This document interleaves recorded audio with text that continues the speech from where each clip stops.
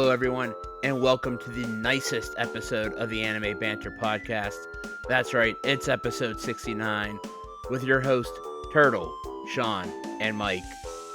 Thank you all for joining us today. How are the two of you doing? Nice. That's how I'm doing. I'm doing excellent. Happy to be here. And I'm glad whoever's tuning in, thanks for tuning in. We appreciate it. Yes, indeed. Thank you for joining us for this very nice episode. A quick question at least for Sean. Sean, do you believe in Joe Hendry? I believe in Joe Hendry. Maybe because we said his name, he'll appear one day on the Anime Banter podcast. You know, we've never reached out to any celebrities to be on the podcast, but this isn't really like an interview podcast. You know what I mean? It's not. This is a. Could it become an interview podcast? It's not really our style. I think kind of like the three of us reviewing stuff is kind of our style. But I don't know. I guess if we had a special interview episode with Joe Hendry, I'd be cool with it. Never say never, right? Maybe one day. Well, let's jump right into the anime this week. And today we are talking about episode 5 of Kaiju number 8 and season 7, episode 5 of My Hero Academia. Kaiju number 8, episode 7, Kaiju number 9. That was a mouthful, by the way. Well, you did great. Hey, thanks. That was a lot of numbers. We open with the cleaning crew. They're using binoculars to watch the fight. The one guy asks if they can see Kafka and Ichikawa. Those would have to be some strong-ass binoculars to pick them out. But of course, they can't see them. But they can see how big the Hanju is, and why every cleaning crew has been called to the scene. Someone from the cleaning crew asks where the new guy is, and if he's in the bathroom. New guy's always taking a dump. Boss makes $1, I make a dime. That's why I poop on company time. Words to live by. We cut to the end scene from the previous episode and we see Ichikawa and Furuhashi walking up on a disguised Top Hat Kaiju, or as this episode name tells us, Kaiju number 9. But I like Top Hat Kaiju, so we're going to stick with that. Top Hat Kaiju fires a finger blast at Furuhashi. Ichikawa tries to warn him to get down. Top Hat Kaiju drops the disguise. Ichikawa tries to call for backup, but the comms are down. Top Hat Kaiju shoots Ichikawa twice, but both are off the mark. Top Hat realizes that Ichikawa has seen this trick before. We're back at the diner with Kafka, Ichikawa, and Shinomiya. Shinomiya warns them if they run into Top Hat to watch his fingertips for his blast and not be distracted by everything else. Back in present day, Top Hat fires another blast off at Ichikawa, in which he is able to dodge. Furuhashi is shocked by him dodging the blast. Ichikawa tells Furuhashi to run and get backup. Furuhashi tries to fight back as Top Hat shoots him once more. This was a really nice callback to episode 1, where Kafka told Ichikawa to run and call for backup. Yeah, I agree. I mean, that's just Ichikawa's personality here has been pretty constant, I would say, throughout the writing of the show. So it's good to see him step up and try to save his comrades, his coworker, and his friends. Yeah, Ichikawa's a real one for this. Dude's smart and strong. Um, he has leadership skills. Like, I think they're really building him up to be like one of the top guys in the unit for sure, and not just because he's a friend of Kafka for plot convenience. Um, but Ichikawa, I like how based on his conversation from the past, he's able to dodge the bullets, and yeah, it's just but when you think about it, you're like, okay, so if this guy's even remotely as strong as Kaiju number 8, there's no way these guys even stand a chance, right? You would think. But hey, anime plot convenience. Ichikawa is scared, as even Shinomiya wasn't able to touch Top Hat. But that isn't stopping him, though, as the captain he wants to be is one who looks out for his buddies, even if it means his life. Furuhashi can't believe how much Ichikawa has grown in just one day. He hates the fact that he may have hit the wall already, and how Ichikawa passed him by with ease. Yeah, is this the segment where they do that flashback where they talk about how a lot of people hit a wall between like 20 30% Yep, and just don't pass it? And he's like, "Dang, I think I've already hit the wall." But people are like at the wall with me. Like people who are behind me are now at the wall with me or going past the wall. And I think it would feel pretty terrible. Now, to be fair, if you hit that wall of like 20 to 30%, you're probably actually still a pretty elite soldier. It's just that you can't fight Kaiju number 9. not many people can. Top Hat goes General Grievous and grows an additional pair of arms. Furuhashi is back on the scene and saves Ichikawa from getting blown up. Furuhashi realizes he doesn't hate Ichikawa for passing him up. He hates the guy who never got stronger. Top Hat is confused by all these human emotions. Furuhashi and Ichikawa make a plan to try to take down Top Hat and begin to execute said plan.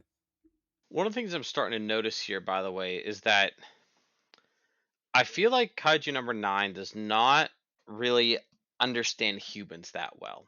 Based on some of the things he said, he just doesn't like really get them. But, he tries to like masquerade as one poorly, but he does. But yeah, he doesn't really get them, and I think that, you know, when that thing like possessed Kafka to make him Kaiju number 8, I'm like, you know, how do I say it? Okay, so kaiju number 9, kaiju number 8 is a kaiju, but he has essentially the brain of a human, where like he has all his memories and he can fight on his terms and things like that. But kaiju number 9, it's almost like in some ways like the thing that went inside kaiju number 8 is the one in the driver's seat here for kaiju number 9. And he's like, I've always been a little kaiju guy, and now I know, like now I'm trying to figure out humans. So I guess it's kind of interesting how like he's kind of behind. I guess I mean to say like he just doesn't really get people. So yeah, Kafka kind of has a clear advantage there, I guess, when it comes to existing on this planet. I'm incredibly curious to learn more about Kaiju number 9. Like, was he a person and the same thing happened to him that happened to Kafka, but he didn't keep any of his human emotion or self? Or was he just a kaiju that was born that way? Did he eat that other person to disguise himself? Like, I really need to know more about this creature. Furuhashi begins using electric grounds and is able to dodge a blast from Top Hat. Ichikawa prays to God for the strength greater than anyone else for just this one moment as he begins to repeatedly shoot Top Hat. The smoke clears, and we see Top Hat use the corpses of the Yoju to protect himself. Ichikawa gets shot repeatedly by Top Hat.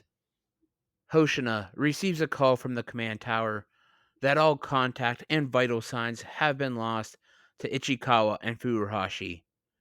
Kafka hears the news. Shinomiya meets up with Kafka and says, he's out there. Very ominous. Indeed. I'm getting nervous. Yeah, this is one of my. I do want to throw this out there as one of my gripes in media is when there's a dude who's just so grossly overpowered versus everyone else.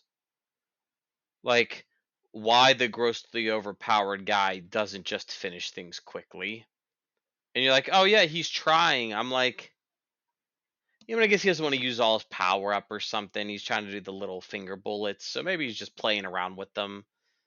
But maybe it's just cockiness and arrogance. I guess the villains are often cocky and arrogant. But I'm like, man, he could just he could just wail on them if he really wanted to. That's what I'm saying. Get the easy kill shot when you can. Exactly. Ichikawa is down and bleeding out. He's looking really rough. Top Hat is ready to continue firing at Ichikawa, but Furuhashi is able to disrupt him by shooting him.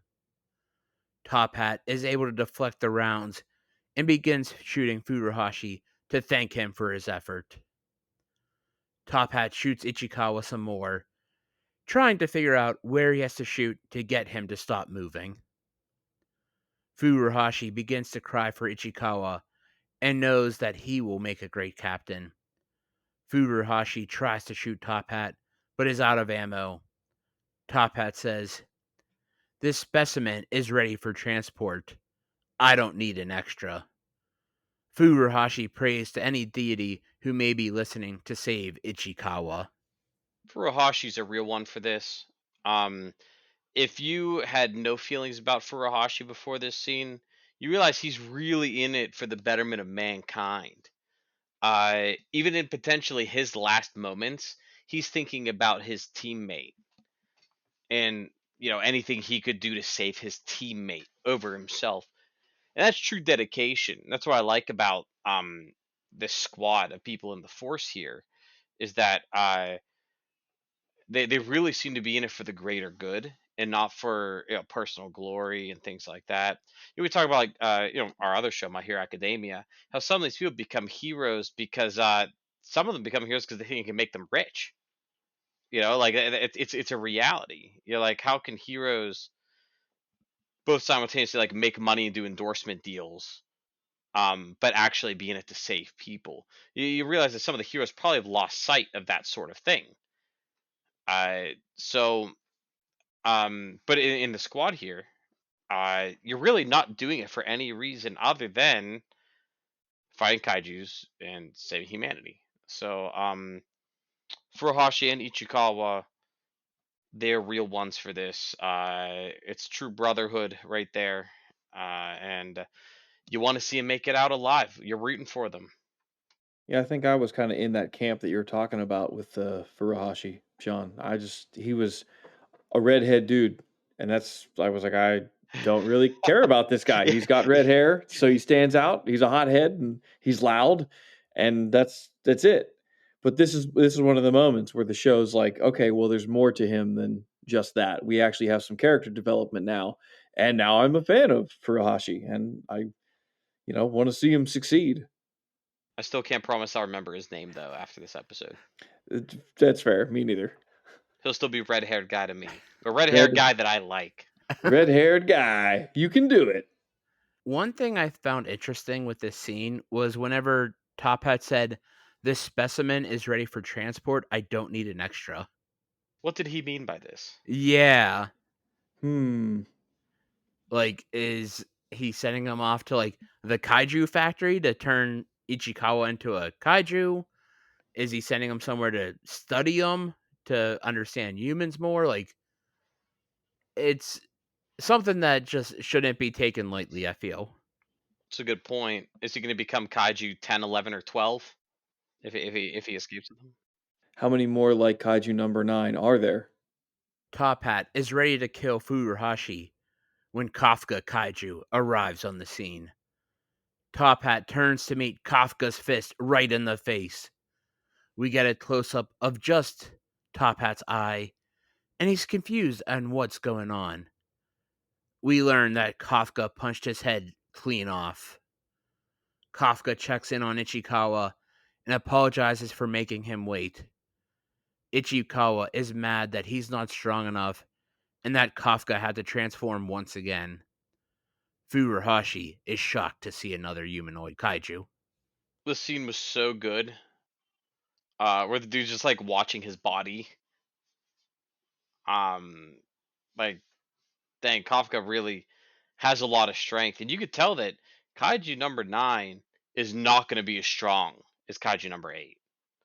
Like Kafka's going to be stronger. I feel like it seems like Kaiju number 9 has a lot of neat tricks, right? Like he can do the finger bullets, and he can do the flesh wall, and he can do like jamming signals and things like that. But when it comes down to it, it seems that When it just comes to brute strength, he's behind the curve compared to Kafka. I also don't think that he can urinate from his nipples, so Kafka's got that on him too. Good point. Truly makes Kafka an S tier power. Absolutely. Top Hat realizes that Kafka is Kaiju number 8. Kafka tells Ichikawa to use his suit to stop the bleeding and jokes about who is he to tell Ichikawa how to heal up. Not like he can use the suit's power like that. Ichikawa tells Kafka to be careful as Kafka gets ready for battle. Ichikawa has a bad feeling about this. I have a bad feeling about this. Top Hat is wondering why Kafka is getting in the way of another kaiju and is surprised by Kafka's strength. Top Hat isn't worried though. He shoots Kafka and wounds him in his kaiju form. Top Hat grows a bunch of spores out of his back. He looks like a peacock in bloom with how many spores surround him. Furuhashi is pissed that Top Hat has been toying with him this entire time. Ichikawa begs Kafka to run, but Kafka gets pissed when he realizes what Top Hat has been shooting his buddies with. And now we get to the good part. Let's go, Kafka. Let's go, Kafka. Let's go, Kafka. Top Hat starts shooting blasts at Kafka, but Kafka powers up and is able to put a shield up in front of him to deflect the blast. Kafka teleports in front of Top Hat and starts to repeatedly punch him. Top Hat uses the wall of corpses to try to heal, but Kafka rips the wall in half, much to the surprise of Top Hat. Top Hat transforms his arms into a shield, but Kafka is able to punch him, push him back, and destroy the shield. Top Hat realizes that his body isn't healing fast enough. Kafka realizes Top Hat's core is in his torso. Kafka grows some engines out of his legs. Hey, this isn't my hero yet. And punches Top Hat, sending him across the city and exposing his core. Yeah, Kafka wailed on this guy. Like honestly, it wasn't even a fight. It was a slaughter. Like like Kafka, it was just like it was easy mode for him. Yeah, this was a really epic fight. Kafka is ready to end Top Hat when the defense force surrounds Kafka with guns aimed at him. They call in that they found a humanoid kaiju. We see Shinomiya struggling against a Yoju, which seems a little bit out of character, but it's all for a badass looking kill of her using a street sign to cut the Yoju in half. She wonders where Kafka went. We see a flashback of the two. She is wondering what Kafka's plan is to find Ichikawa and Furuhashi. Kafka says he should be able to sense the kaiju, transforms, and asks Shinomiya to take care of things while he's gone as he jumps away. We see cuts of Shinomiya and Hoshina hearing the call of Kaiju number 8 being spotted. Uh-oh. Yeah, I'm not gonna lie. This is the stuff that drives me nuts. The core was right there. Yeah, he could have blown it. He could have ripped this dude's core out and taken a couple shots from those guys easily, and then run. And if those guys would have seen him rip another kaiju's core out and crush it, they would have had an interesting story about a kaiju killing another kaiju, right? So this is one of those things that kills me is like I don't mind when a villain gets away on occasion, but I'm like, ugh, seriously. So obviously next time we see kaiju number 9, he's gonna be ultra powerful. Yeah, I was kind of wondering that too. Hoshina dispatches a neutralization force to deal with Kafka. Shinomiya calls Kafka an idiot. Top Hat is able to heal and jumps up. He now understands how Kafka functions, and the next time they meet, he can kill Kafka. The defense force says Top Hat isn't getting away. Top Hat takes aim at the nameless jabronis, but Kafka jumps in front of the blast. Top Hat can't believe how human Kafka is for being a kaiju, and that they will meet again as he fades to dust. Kafka punches the ground to run away, as he jumps through the air, seeing Ichikawa and Furuhashi are safe. It looks like he escaped for now. Thank goodness. Yeah, surely nothing could go wrong. Never. Why would you insist on such a thing? I did think it was funny that Top Hat used like blip teleportation to get away. It's like, oh, Thanos must have snapped. Okay, yeah, hold up. That's another. That was some real BS. I hate that crap.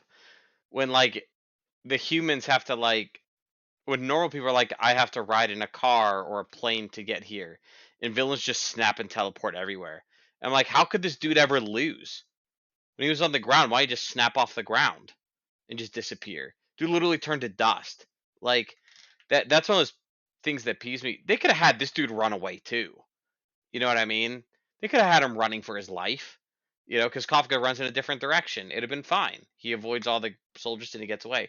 No, instead they did this weird dust teleport thing. I'm like, what is happening here? Lazy writing. That's what's happening. Yeah, I feel like you got to be careful with like teleportation powers. I mean, the way My Hero sets it up is like each character has a power. So, here's a character who can teleport himself or other people. Kaiju number 9 has like 1,000 different powers, it seems. And I kind of don't like that. But we'll see where this goes. Kafka is in an alley when Hoshina sneaks up behind him. Hoshina is excited to finally find Kaiju number 8. Kafka almost slips up by calling him Vice Captain Hoshina out loud, but catches himself. Hoshina calls in that he found Kafka and believes he is the one who beat up on Ichikawa and Furuhashi. Hoshina teleports in front of Kafka and swings his blade at Kafka's neck. Kafka is able to evade the strikes. Kafka can't believe how strong Hoshina is when he doesn't have that goofy grin on his face. Hoshina requests permission to override his combat power limiter.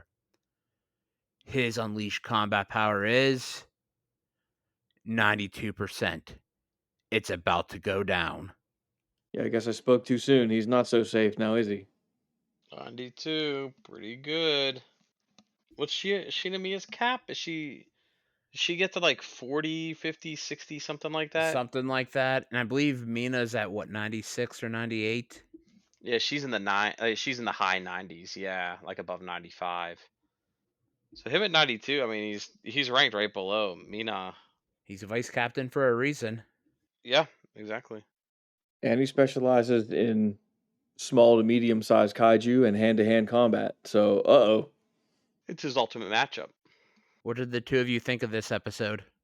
Couple small gripes about the Kaiju number 9 bizarre teleport power they made up on the spot, and well, once they explain the Kaiju number, I kind of forgive them a little bit. When Kaiju number 9 was trying to take one of them alive, why he didn't just destroy them immediately, for suspense and plot. I'm like, you know what? If he had to take one alive, then I get maybe why he was kind of taking his time. So yeah, I guess I can kind of forgive them for that, despite my gripe about it earlier. All in all, though, good episode. Honestly, any episode that Kaiju number 8 appears, like I get so hyped. So I'm just like, yeah, I hope every episode isn't just a we have to preserve Kafka's identity episode. But I don't know. I want Kaiju number 8 in every episode. I really enjoyed this one.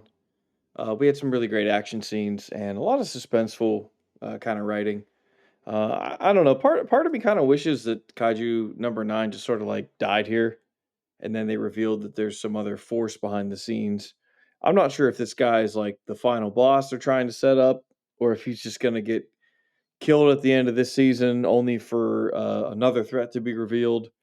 I don't know. This guy's just not kind of doing it for me. I'm curious about how he came into existence. Is he the mastermind? Does he have people working under him? I have questions, but as far as like a character, I kind of don't care about Kaiju number 9. I'm ready for him to go already. See, I'm sort of glad he wasn't killed off already as like a flavor of the week villain. just because we don't really have a ton of villains in this show. So it's nice to actually have like an overarching threat, whether it be for this season, multiple seasons, whatever it might be. But really, we haven't seen another big bad. So I feel like he needs to stick around until we get a bigger, badder kaiju villain. But I really dug this episode. I mean, I feel like I say it every week. I just love this show. It's so much fun to watch. It's a good mix of comedy and action. Granted, this week didn't have the comedy bits of previous episodes, but just I love this show. It's quickly becoming one of my favorite shows of 2024. Man, all this talking and hosting has me real thirsty. You know what they say, alcohol's the best medicine. And that means it's time for Mike's Beer of the Week.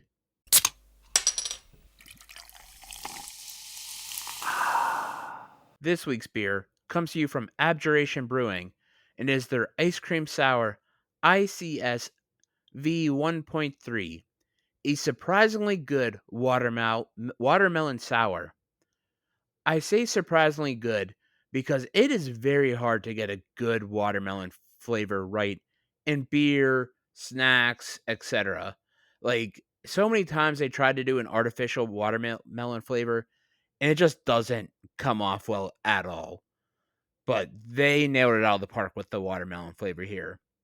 This beer was conditioned on watermelon and watermelon ice cream, giving it a very nice watermelon sorbet flavor.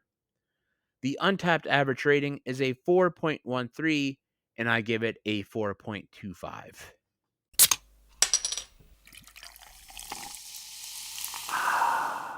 Now that our thirst has been quenched, let's shift gears to talk about My Hero Academia, Season 7. My Hero Academia, Episode 145, Inflation. The episode begins with All Might talking about the plan to split up the major villains.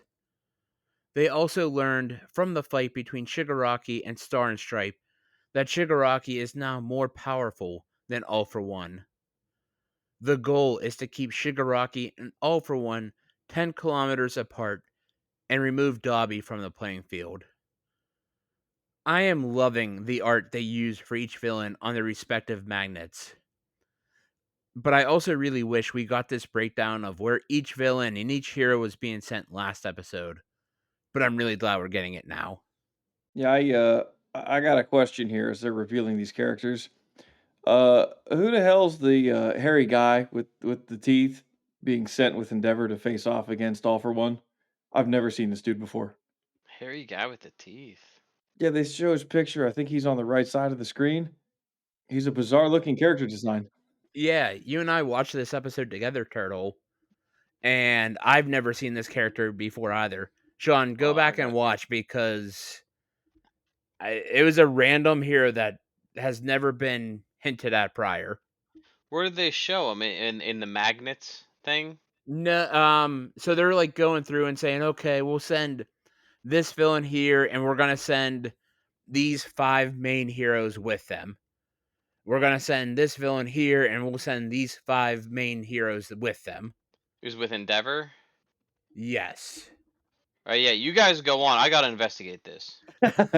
I'll see if I I got can't the find him episode and put a pulled right picture up now. for YouTube. So anyone following on YouTube, you can see a visual for him. But yeah, I have no idea who this guy is. At the coffin in the sky. Coffin in the sky! Phantom Thief is trolling Shigaraki. As long as Aizawa is touching Phantom Thief can use Aizawa's quirk for more than 5 minutes. Shigaraki turns his arm into a large barrage of fingers and hits Mirko with it. Shigaraki calls Aizawa a disappointment as he sends a finger barrage at the heroes. We learn that the finger barrage isn't a quirk, but simply Shigaraki's physical body growing, much like his hair and his nails. This is the form his body had to take to house all the quirks he had. Bakugo and Mirko have a little face-off instead of just charging in, but they both have shit-eating grins on their faces. If Bakugo is a little older, could totally start to ship them. And I absolutely lost it at Bakugo calling her Bunny Wabbit. That was such a good moment. I'm sure that was a, English voice actor call, but, good call. Definitely a translation call. But I found him, guys. It's Lion Hero Shishido, and I've never seen him before. Yeah, I also found a visual, so it will be on display on the YouTube. Uh, Shishido. Apparently, dude's appeared in like the background in a bunch of things, and he's the number what rank 13 pro hero. But like, I don't know why they even show this guy on the screen because no one knows who the heck he is. It was such a weird choice. I was watching it, I'm like, "Who is this guy?" Phantom Thief swears he's not screwing up and blames Class 1A for not having their shit together. Deku calls into Aizawa to say that Deku got teleported to Toga's location.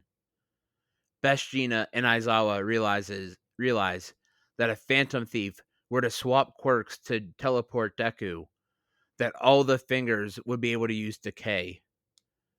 The heroes are ready to square up against Shigaraki. Have we ever seen Best Jeanna's fight? Why do we call him Fingers when you've never seen him Fing? So, anyways, I started finger blasting.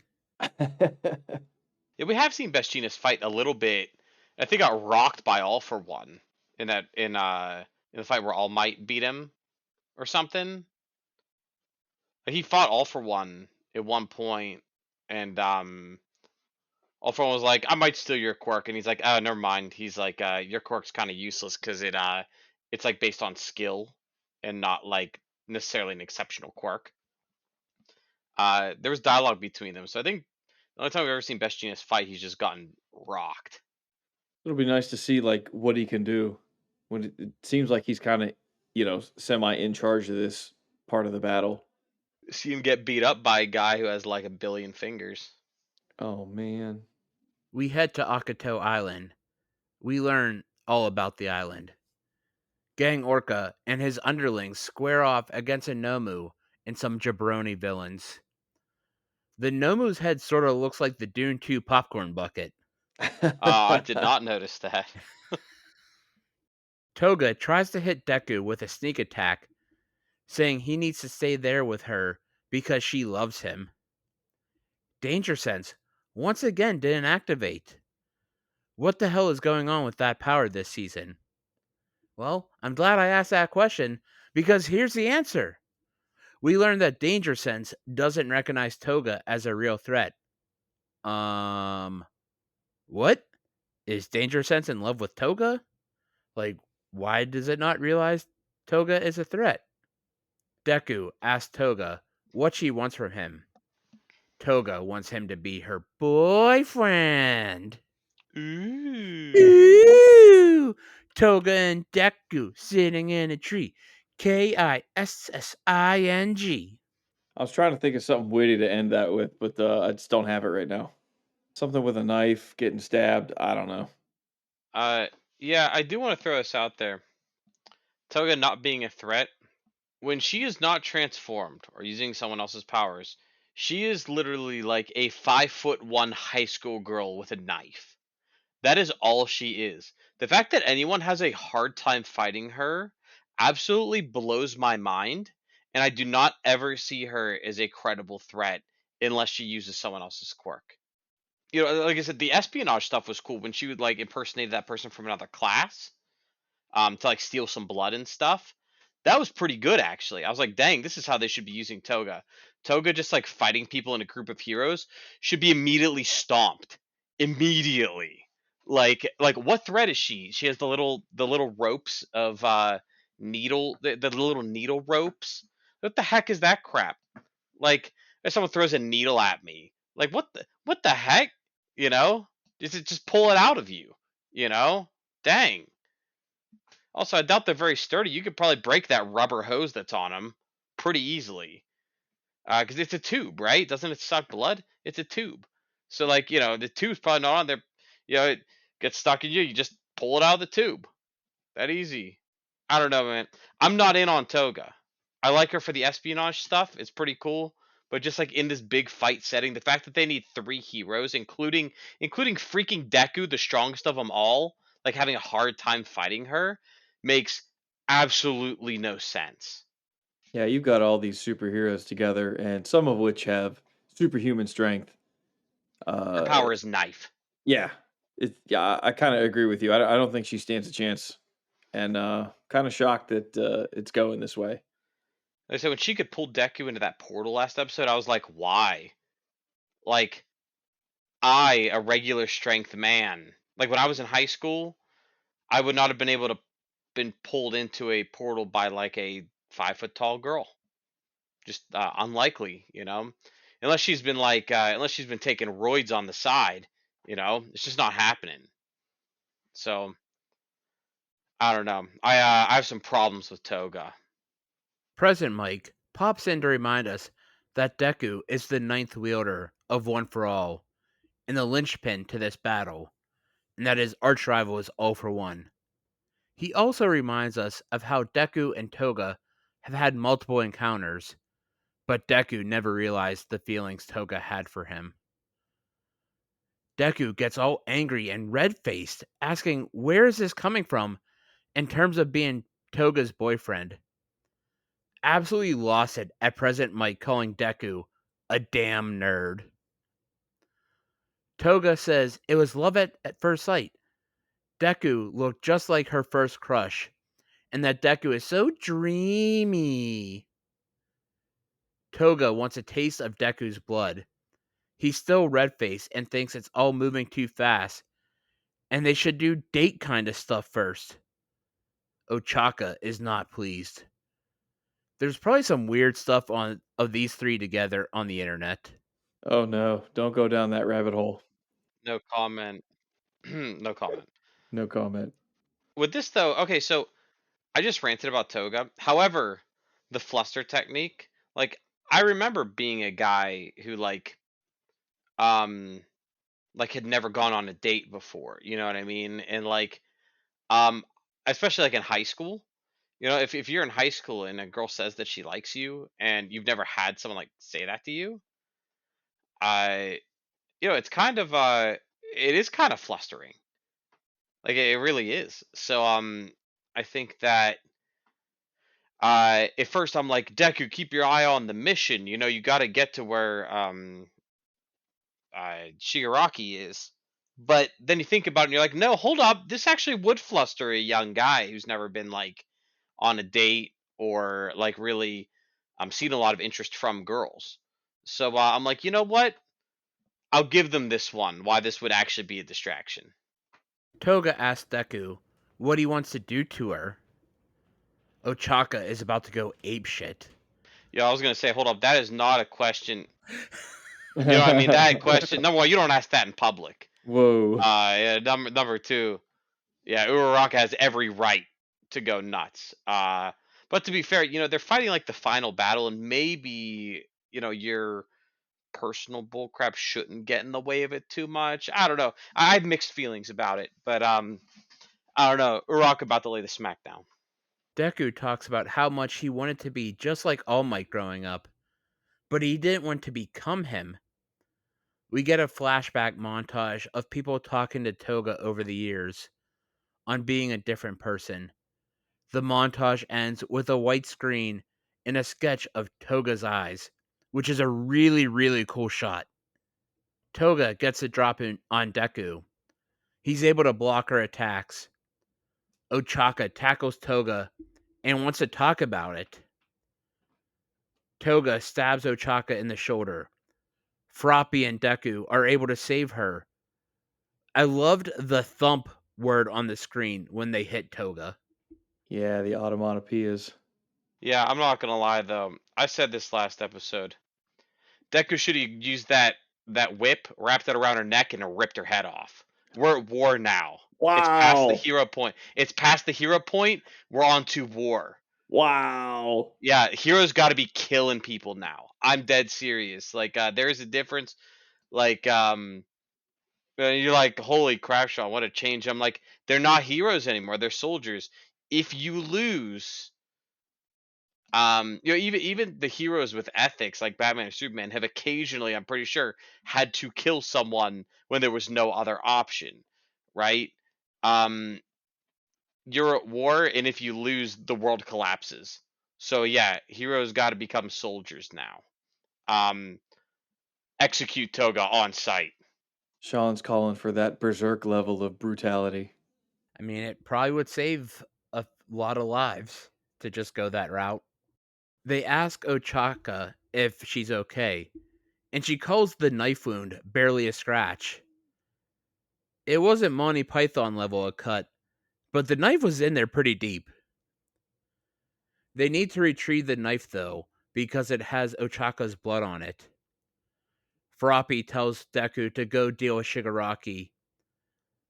Deku blasts off at ludicrous speed. Spirit Kudo, the second user of One for All, asks Deku if he's going to exploit Gear Shift to get to Shigaraki faster. Deku says yes, but Kudo reminds him it can't be used like it was in the past, that it has changed over the users. Wonder what that means. Yeah, I mean, a lot of those quirks got stronger, didn't they? Yes. Yeah, so like gear shift might, if Deku activates gear shift and then like jumps, he might just launch himself into space. Yeah, he said that like his power has changed into something different from what it was from before when he had it. So I'm very curious to see like what it is and what it can do now. We head to the Camino ward. We see the area is surrounded by Dobby's flames. The shot of Dobby's flames around All Might's statue is really a great visual. We learn that he has taken down a lot of the nameless heroes here. Dobby begins to float up in the air with the word "whoosh" on the side of the screen. They are all in on the 1960s Batman gimmick this episode. Dobby is pissed he has to fight Todoroki and not Endeavor. Todoroki wants to be the one to stop Dobby's madness. Dobby says each villain has their own goal, that Toga wants the ability to live freely, Spinner wants the ability to change society, and Shigaraki wants to destroy. Todoroki wants to know why Dobby didn't return home after surviving the fire. Dobby offers one last story time for his little brother on how he became Dobby. But we won't learn that story until next week. Oh man, I know, Turtle, you got your popcorn ready, you were ready for story time. dude, I was, and they cut it off. I'm like, all right, I guess we're gonna focus on Dobby and Todoroki, and well, never mind, the episode's over. You had your jammies on, you were under your bed sheets, you were ready for some stories to fall to sleep. I was comfortable, I was excited, and then they turned it off. Yeah, I read the manga, so next episode's gonna be a snooze fest for me. Well, it's always hard when there's like supposed to be like some big reveals, and then you're like, crap, I already know the reveals, you know? So it's just Yeah, like, yeah, I guess I'll just watch, but I don't know. That's my fault for reading the manga. I'm kind of curious if they're gonna do like the whole episode is gonna be story time. Is there actually gonna be a fight? Are we gonna keep jumping back and forth because that's getting obnoxious to me? Can we please just focus on one thing and get it done? You know how anime does it? They use flashbacks in the middle of fights, like way more than they should. I remember watching like the early episodes of Naruto, and like there would be like 30 seconds of action and then like 10 minutes of flashbacks. Yeah. Every villain was like, "Oh my gosh, can you guys just fight?" I had to spend seriously like 3 episodes learning your backstory just for like Naruto's team to beat you, and then we move on. Like, I don't know. It's just it's something that's abused all too often. So I hope if they do the flashback, I want them to just straight up give us the flashback, then flip back and we watch a full fight. I don't want this like 2 minutes of action, 15 minutes of backstory followed by 2 minutes of action. Give me the flashback. Give me the fight. That's what I want to see. Yeah, absolutely. I'm also getting tired of them jumping between like one fight and the next fight. It's like, can we just have like a couple episodes where it's like, okay, we're only focusing on this fight, and then we're gonna have a couple episodes that are only focusing on this fight. I don't really know how popular Fairy Tale is. I happen to be a fan, but that's one thing I really liked about Fairy Tale is when they get into a fight, they show you the whole fight before they move on to the next fight. So I hope that we stop jumping around and let's focus on Dobby. Let's let him tell his story. Let's let him watch him fight, and let's resolve this whole sector before we go back somewhere else. I like that. I'm just ready for the shit to hit the fan this season. Like, give me the full blown craziness. It feels like they just keep feeding us little appetizers, and it's like, all right, I'm good on the appetizers. Give me the full course meal at this point. And now it is time for the waifu of the week.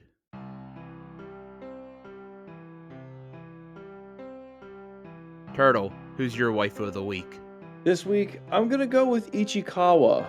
Um, he stood up for his friend. He risked his life again, just like he did with Kafka. And he has the potential to be an incredible leader for the defense force. So I'm gonna give it to Ichikawa. I want to see where we go from here, but I see the potential in his growth. He's a great character, and yeah, it's Ichikawa for me. Sean, who is your waifu of the week? For me, it was down between two people, uh, Furuhashi and Ichikawa. But at the end of the day, I went with Ichikawa, similar to Turtle. Yeah, Ichikawa.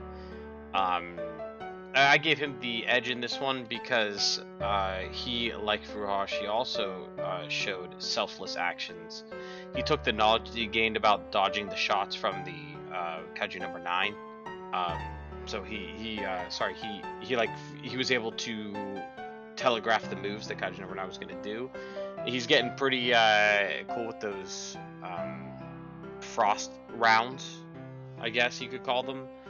And yeah, I overall just kind of like his demeanor and his ability to push beyond here. So I think we can expect great things from Ichikawa going forward.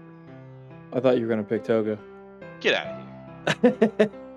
Who knows, Sean? Maybe Toga wants to be your boyfriend or girlfriend. Yeah, I don't know. I mean, I guess then she can become me. Well, let's not talk about the implications of that. You know? But then maybe you could send Toga to do your work in the office when you could just hang out at home. Yeah, Toga, if you really love me, you'll go to work for me. I think she just wants to stab you. Yeah, it's mostly I think she just wants to kill me. So, no, thank you. I'll stay away from Toga as much as possible. I'll stay with the Toga fandom as much as possible. And that is all. I'm going to change things up from the two of you. I'm going to go with Kafka. Slow hanging fruit, but the dude saved his buddies, whooped on Top Hat, and is just an awesome dude, all things considered. I am very excited to see what happens between him and Hoshina, though, in the next episode. Thank you all for joining us this week as we watched Kaiju number 8 in My Hero Academia. We hope you join us next week for episode 70 of the Anime Banter podcast, where we will continue our watch of My Hero Academia and Kaiju number 8. Please give us a 5-star review on all platforms that allow reviews. If you are listening on YouTube, please like the video, hit the notification bell, subscribe to the channel, and leave a comment. The Anime Banter podcast can be found on Facebook, X, Instagram, Threads, and YouTube. Thank you all for joining, and we will talk to you next week.